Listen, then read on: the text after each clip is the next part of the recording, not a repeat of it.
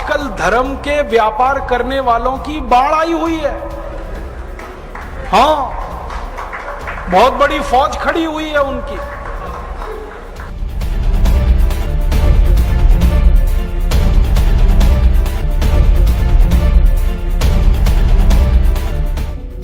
शराब का सबसे पहला फायदा, शराब आपके कॉन्फिडेंस को बढ़ाती है।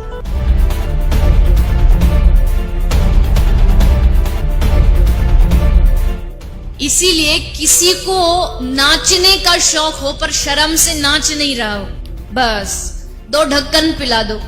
और इस रास्ते पर हमको भटकाने वाले 10-20 नहीं है, सैकड़ों लोग हैं। कि अगर इस्लाम को पूरी दुनिया अगर स्वीकार कर ले तो इसमें कोई बुराई नहीं है, तो ऐसे हिंदू धर्म को मैं तिलांजलि देता हूं। हिंदू धर्म कुछ नहीं है। और भगवान राम की जिंदगी के वो प्रसंग कभी नहीं सुनाते जो हम में वीरता पैदा करें। सूरत आपकी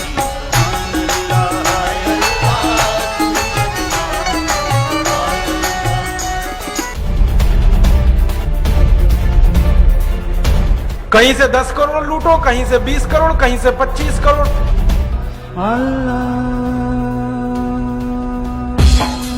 तेरी मोहब्बत दिल में है या अल्लाह, तेरी मोहब्बत दिल में है या अल्लाह।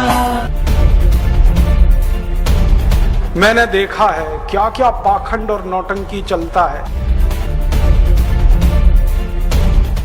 जिस समय नमाज पढ़ी जाए तो हम भी प्रयास करें कि अपनी भागवत बंद करके 5 मिनट के लिए उनके लिए हम अल्लाह को प्रणाम करें। क्या जाता है, क्या फर्क पड़ता है। एक आया राम की कथा कहेगा 10 करोड़ लेके जाएगा, दूसरा कृष्ण की कथा कहेगा वो 15 करोड़ लेके जाएगा। मुझे मैं राम कथा में संकीर्तन कराता हूँ और बीच में हरि बोल कराता अली मौला बुलाता हूँ और पूरी सभा अली मौला का कीर्तन करती है। तो कई धर्मगुरु मुझे भी पूछते हैं कि आप हरि बोल के साथ अली मौला को क्यों लाते हैं। मैंने कहा मैं लाता नहीं, अली मेला मुझसे बोल रहा है। ये बापू नहीं है, डाकू है। बापू नाम तो शर्म आती है कहते हुए, और माला पकड़ा देते हैं कि राम राम राम राम राधे राधे राधे राधे राम राम राम राम राधे राधे, बस यही करो देश तो ठीक हो जाएगा। और ज्यादा उनसे तर्क करो तो कहने लगे तुम क्यों व्यर्थ चिंता करते हो, तुम क्या लाए थे, क्या ले जाओगे, जो हो रहा है अच्छा हो रहा है। मैंने देखा है क्या क्या पाखंड और नौटंकी चलता है। भगवान राम की कथा कहने आते और भगवान राम की जिंदगी के वो प्रसंग कभी नहीं सुनाते जो हम में वीरता पैदा करें, जो साहस पैदा करें। राम की जिंदगी में बहुत सारा हिस्सा साहस का है, वीरता का है। जब 14 वर्ष के लिए वनवास चले गए राम, तो हमको सुनाई जाती है राम की जो कथा ना, उसमें कहते हैं राम ने 14 साल एक ही काम किया, हाय सीते हे सीते, हाय सीते हे सीते, हाय सीते, ये सुनाते हैं हमको। हाँ, यही सुनाते हैं निकाल के कहानी में से। और मैं कहता हूं कि राम को अगर हाय सीते हे सीते हाय सीते यही करना था 14 साल, तो दूसरा विवाह क्यों नहीं कर लिया। सैकड़ों राजा तैयार थे अपनी राजकुमारियों को राम को देने के लिए, वो तो कर लेते दूसरा विवाह। क्योंकि हाय सीते हे सीते, हाय सीते हे सीते, एक स्त्री के लिए अगर वो इतने ही बिलख रहे थे, तड़प रहे थे, दूसरा विवाह कर लेते। तो ये सब चुप हो जाते हैं, फिर बात नहीं करते। फिर मैं उनको रामायण में से निकाल के दिखाता हूं, देखो राम ने हे सीते हाय सीते कहा नहीं कहा ये मुझे नहीं मालूम, लेकिन 14 साल वन में रहते हुए सैकड़ों राक्षसों का संहार किया उन्होंने, मारा उनको और धर्म राज्य की स्थापना कराई। ये कहानी नहीं सुनाते क्योंकि इससे वीरता पैदा होती है। तो राम का जो वीरत्व है वो नहीं सुनाएंगे आपको, उनकी जो कमजोरियां हैं वो सुनाते हैं आपको। और राम कथा जब वर्णन की जाती है तो मंच पे बैठ के आहा कैसे आंसू ढलल ढलल आंसू निकलेंगे, आपको भी रुलाएंगे, खुद भी रोएंगे। किस बात के लिए? हो राम को वन गमन में इतना कष्ट हो रहा है, वन में इतनी तकलीफें हो रही हैं, तो राम की तकलीफों का वर्णन कर रहे हैं, आंसू आ रहे हैं, और ये सारा वर्णन एयर कंडीशनड मंच पर बैठकर होता है। अपने को तकलीफ नहीं होनी चाहिए, राम की तकलीफों का वर्णन कर। एयर कंडीशन मंच चाहिए, एयर कंडीशन घर चाहिए रहने के लिए, एयर कंडीशन कार चाहिए, और चार्टर्ड प्लेन चाहिए आने और जाने के लिए, तब राम की कथा सुनाई जाएगी। जो राम जिंदगी भर पैदल चलते रहे, जिन्होंने अपना रथ भी छोड़ दिया था अयोध्या से निकलते समय, वो राम ने जिंदगी भर पैदल चल के काम किया, और यहां एयर कंडीशन कारों में घूम घूम कर, चार्टर्ड प्लेन में घूम घूम कर राम की कथा सुनाते हैं। वो कथा वथा नहीं है, वो उद्योग है, व्यापार है, बिना टैक्स का। और मुझे बहुत शर्म है ये कहते हुए, समय आने पर प्रमाण से बात करूंगा कि राम कथा कहने वाले ब्लैक मनी को व्हाइट मनी करने के काम में लगे हुए एजेंट हैं, और इससे ज्यादा कुछ नहीं है। और मुझे इससे भी बड़ी शर्म आती है कहते हुए कि आप जो उनको दे रहे हैं दान के रूप में, वो पैसा ब्याज पर उठा रहे हैं वो दूसरे लोगों को, और आपके दिए हुए पैसे से धंधा बना रहे हैं अपना। फिर ऐसे कृष्ण की कथा कहने वाले आ जाते हैं, कहते राधे राधे राधे राधे राधे राधे, और कुछ कहो ही मत, राधे राधे। कंस को मारा, जरासंध को मारा, शिशुपाल को मारा, अधर्मियों को मारा, ये सब थोड़े में, राधे राधे राधे राधे बड़े में। हाँ, क्योंकि आपको कायर बनाना है ना, निर्वीर बनाना है, नपुंसक बनाना है, तो वीरता की कहानी क्यों सुनानी है?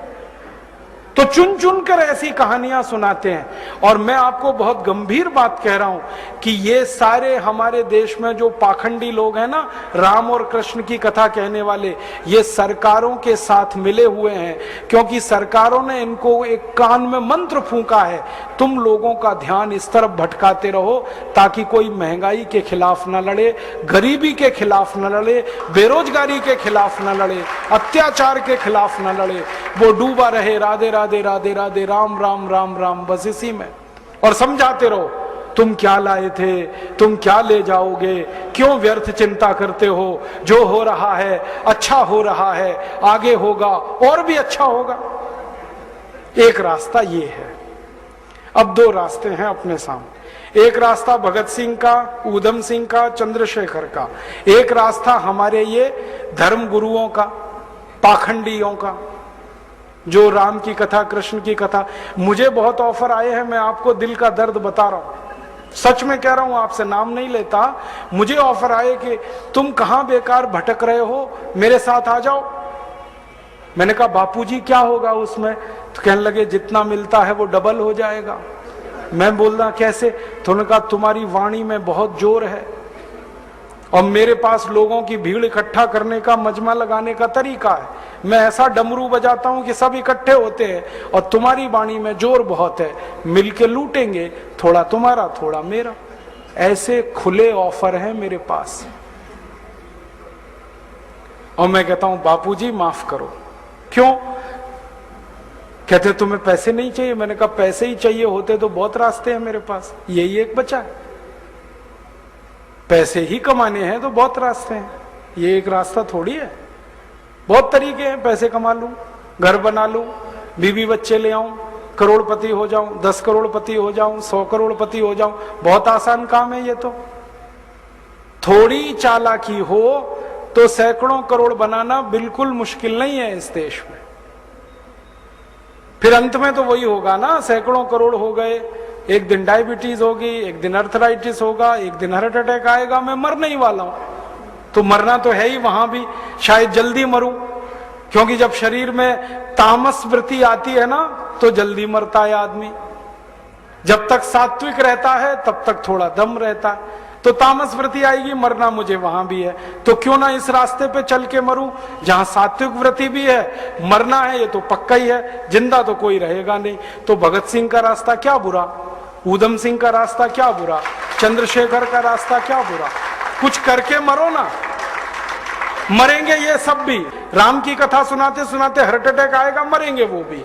डायबिटीज सबको हो रखी है, मैंने देखा है नजदीक से जाके, सब इंसुलिन लगाते हैं, खाते हैं गोलियां, अपनी डायबिटीज नहीं मिटा पाते, दूसरों को उपदेश देते फिरते।